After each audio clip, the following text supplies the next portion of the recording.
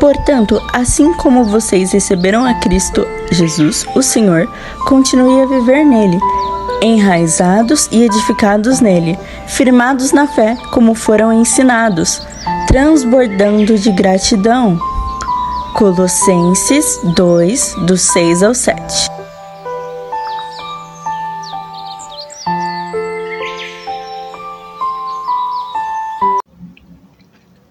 Bom dia!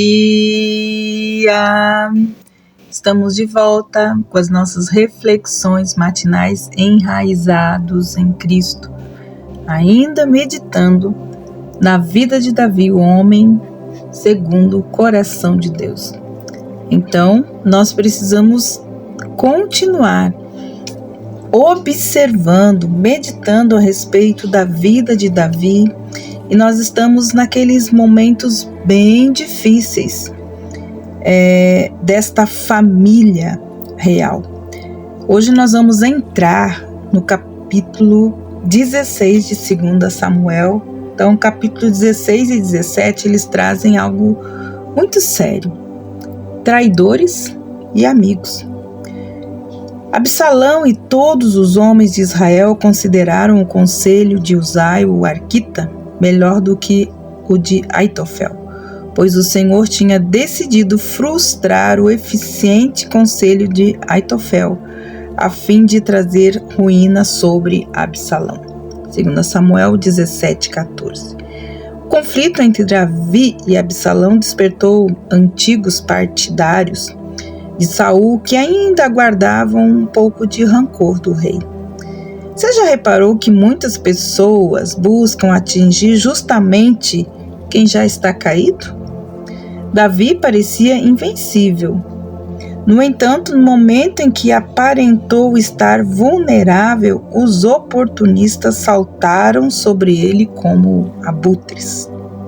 Quando Davi fugiu, ele encontrou Zilpa, o mordomo de Mefibosete, com 2 jumentos, carregados de provisões para ele e seu grupo. Certamente o rei precisava daquela ajuda, mas as intenções de Zipa não eram as mais puras. 2 Samuel 16, 3 e 4 diz assim: Aonde está Mefibosete, o neto do meu senhor? Perguntou o rei. Respondeu-lhe Ziba: Ele ficou em Jerusalém, pois acredita que os israelitas lhe resistirão o reino do seu avô. Restituirão o reino do seu avô. Então o rei disse a Ziba: Tudo o que pertencia a Mefibosete agora é seu. Humildemente me prostro, diz Ziba, que rei, meu senhor, se agrade de mim. Davi não tinha motivo para desconfiar de Ziba.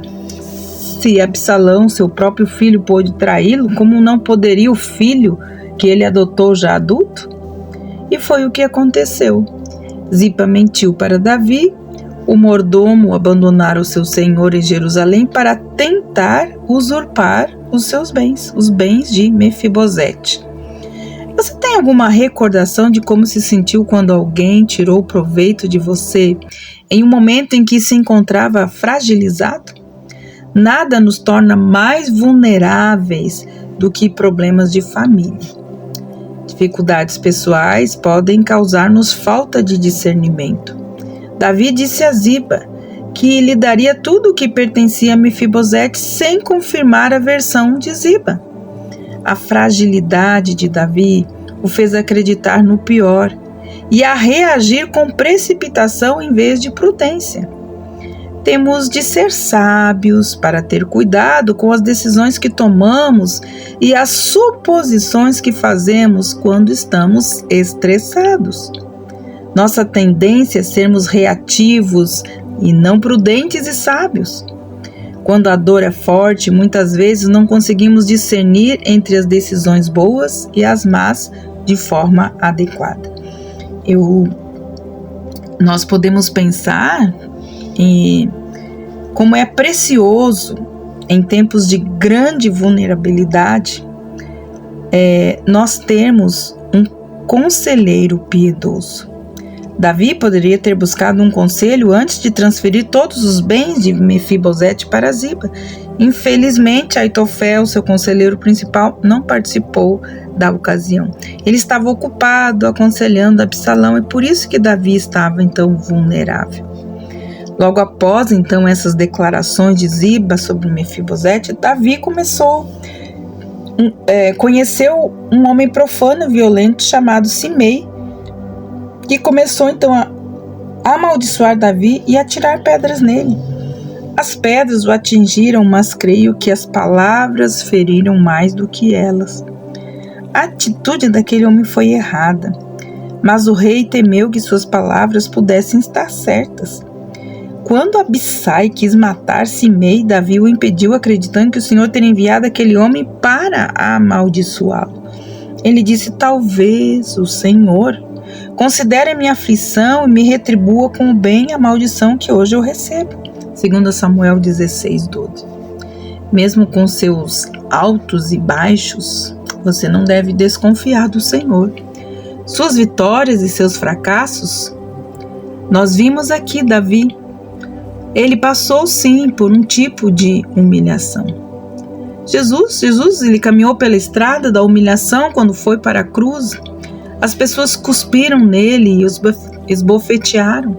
Ao contrário de Davi, ele era completamente inocente. Ele poderia ter chamado o exército do céu ou mandado a terra tremer, porém pela alegria que lhe fora proposta, Jesus suportou a cruz, desprezando a vergonha, e assentou-se então à direita do trono de Deus. Hebreus 12:2.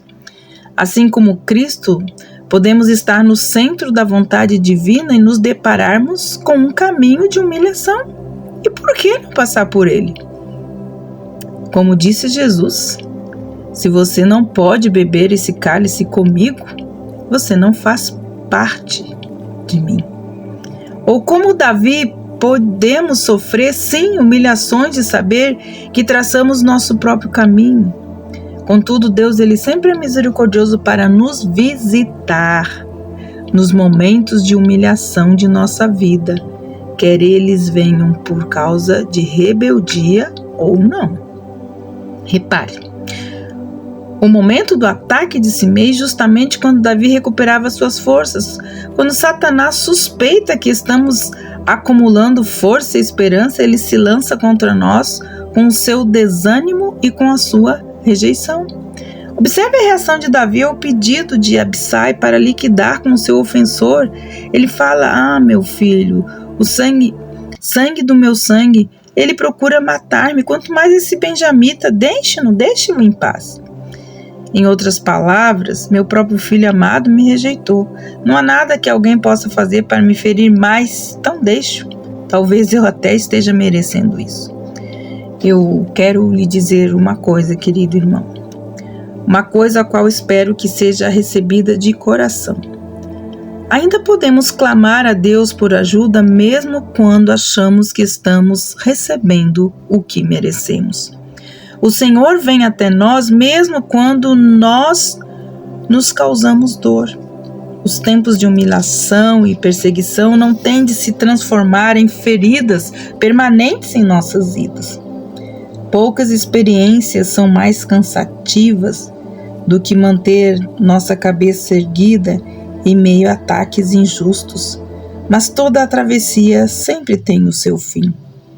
No versículo 14, por fim, o rei e todo o povo que estava com ele chegaram exaustos ao seu destino e lá descansaram. Como nós podemos recuperar-nos após traçar um caminho pedregoso? Uma maneira é valorizar o apoio que você recebe no caminho. O amigo de Davi, Uzai, o arquita, arriscou sua vida fingindo ter deserdado para o lado de Absalão e dando-lhe um mau conselho de negligenciar a sábia orientação de Aitofel. Este encorajou Absalão a matar Davi. Uzai, porém, convenceu Absalão a esperar e primeiro consolidar o seu poder sobre a nação. Dessa forma, Uzai salvou a vida de Davi no momento mais decisivo desta rebelião. Já os sacerdotes de Zadok e Abiatar arriscaram sua vida e a de seus filhos para enviar mensagens a Davi. Eles queriam que ele não passasse a noite nos pontos de travessia do Jordão. mas que atravessasse logo o rio, pois talvez Absalão seguisse o conselho de Aitofel. Em certas ocasiões, para concluirmos, quando estamos por baixo, é difícil enxergar quantas pessoas se mobilizam, muitas vezes, para nos ajudar. Ficamos tão focados nas circunstâncias que nós não percebemos quanta gente Deus enviou para nos encorajar de alguma maneira.